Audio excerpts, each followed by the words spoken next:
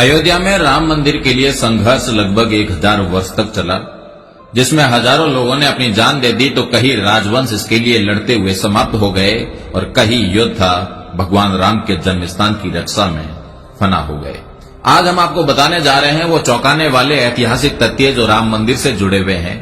कन्नौज के गेहड़वाल राजपूत वंश के 5 सम्राटों चंद्रदेव, मदनपाल, गोविंद चंद्र, विजय चंद्र और जयचंद्र के शासन काल में अयोध्या का चतुर्दिक विकास हुआ। त्रेता के ठाकुर तथा विष्णु हरि शिलालेख के अनुसार 1130 में गोविंद चंद्र तथा 1184 में जयचंद्र ने श्री राम मंदिर का जीर्णोद्धार करवाया।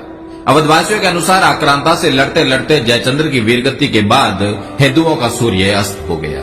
देश में विदेशी आक्रांताओं का दौर बढ़ने लगा और भारत पर हो रहे आक्रमणों की इस कड़ी में खानवा के युद्ध के बाद महाराणा सांगा की मृत्यु तथा चंदेरी में मेदिनी राय प्रत्याहार की वीरगति के बाद बाबर ने अवध पर विजय के लिए मीराबाकी को सेनापति बनाया।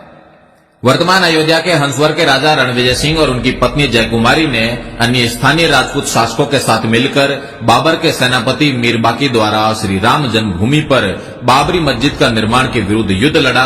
लगभग 15 दिन तक जन्मभूमि परिसर रणविजय सिंह के नियंत्रण में रही, किंतु अंततः युद्ध में सभी वीर गति को प्राप्त हो गए। मीरबाकी ने 1528 में मंदिर तोड़कर बाबरी मस्जिद का निर्माण करवा दिया।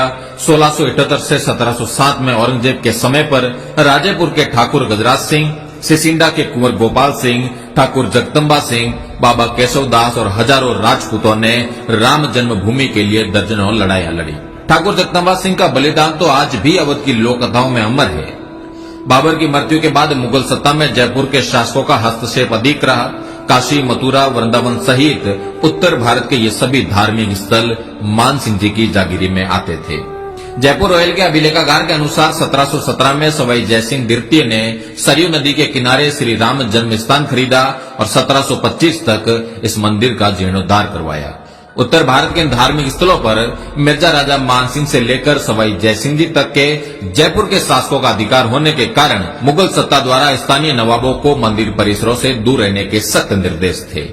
जयपुर शाही परिवार के पास राम मंदिर और आसपास 983 एकड़ के करीब जमीन थी, जिसका नक्शा जयपुर रॉयल आर्काइव में आज भी उपलब्ध है। सवाई जयसिंह जी की मृत्यु के बाद यह क्षेत्र नवाबों के अधीन रहा। नवाबों के शासन में श्री राम जन्मभूमि पर पुनः मस्जिद का निर्माण होता रहा। अमेठी के राजा बंदाल गोती राजपूत वंश के गुरुदत्त सिंह और पीपरा के चंदेल राजा राजकुमार सिंह ने राम मंदिर के लिए नवाब शहादत अली खान के साथ लगातार 5 लड़ाइयां लड़ी। कालांतर में हंसवर परिवार से ही निकले मकारी के चंद्रवंशी राजा ने 1814 से 1836 के मध्य अवध के नवाब नरीरुद्दीन हैदर के विरुद्ध राम मंदिर के लिए 3 लड़ाइयां लड़ी। गोंडा के राजा देवी बख्श सिंह ने अवध क्षेत्र के सभी तालुकदारों और छोटे राज्यों को एकजुट किया और 1847 से 1857 के बीच कई लड़ाइयां लड़ी। इन लड़ाइयों में नवाब वाजिद अली शाह बुरी तरह हार गया और इन लड़ाइयों के दौरान ही एक छोटा चबूतरा और राम मंदिर परिसर में मंदिर का निर्माण किया गया। जन्मभूमि स्थल पर चबूतरे के निर्माण के बाद अमेठी के एक मौलवी अमीर अली द्वारा एक टुकड़ी रवाना की गई, जिसे भीटी के राजकुमार जयदत्त सिंह ने रोनाई गांव के पास रोक दिया और वहां पर एक लंबी लड़ाई हुई, जिसमें कई राजपूत सैन्य दल लड़ते हुए वीर गति को प्राप्त हो गए। 1857 की क्रांति के बाद ब्रिटिश सरकार ने मंदिर परिसर पर भविष्य में विकास कार्यों पर रोक लगा दी। देश आजाद हो गया, किंतु 1000 वर्षों तक चल रहे संघर्ष ने विराम नहीं लिया। राम मंदिर आंदोलन के जनक मेवाड़ के वीरम देवोत राणावत महंत दिग्विजय नाथ जी ने इस आंदोलन को संगठनात्मक स्वरूप दिया और 1969 में अपनी समाधि से पूर्व तक अनवरत इस काम में कार्यरत रहे। उत्तर प्रदेश के तत्कालीन मुख्यमंत्री वीर बहादुर सिंह रघुवंशी ने 1 फरवरी 1986 में पहली बार राम मंदिर के ताले खुलवाए। 1949 में केंद्र तथा राज्य सरकार पर विवादित ढांचे से प्रभु श्री राम की मूर्ति हटाने का दबाव था। उस समय फैजाबाद के सिटी मजिस्ट्रेट ठाकुर गुरुदत्त सिंह ने मूर्ति नहीं हटने दी।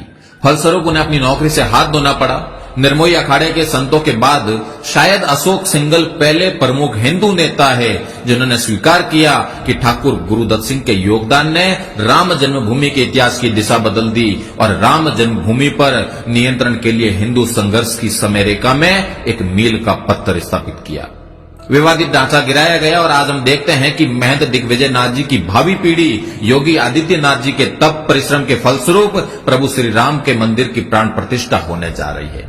लगभग 1 सहस्त्र वर्ष के क्षत्रियों के संघर्ष के बाद आज क्षत्रियों को कौन सा स्थान प्राप्त है, इसका आप स्वयं मूल्यांकन करें।